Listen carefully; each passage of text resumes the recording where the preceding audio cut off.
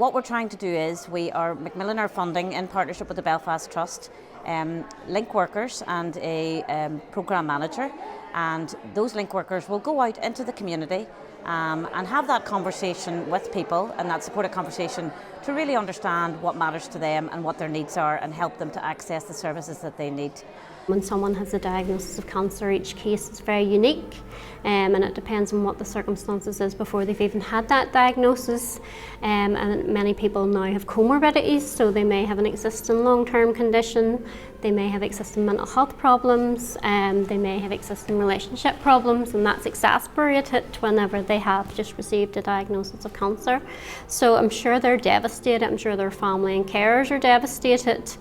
And our role is to go in to put that support in place to help them as much as they can. So once they're diagnosed, they're given the choice on whether they access the service, because maybe once they're diagnosed it's not the right time for them to access it, but we can follow up with them to access it at a later time. My role is to go into the patient's house and complete a holistic needs assessment.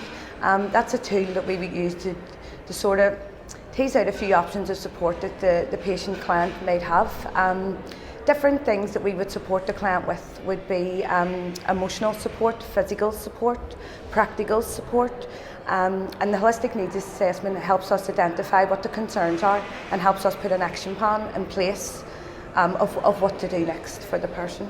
The service really went operational at the beginning of June, and in the first couple of months there were 40 people through the service. And some of the stories that I'm hearing back then from the link workers are that they've supported people who were actually on the verge of homelessness and really had complex issues with maybe their families or with their finances. They were struggling to get back into work.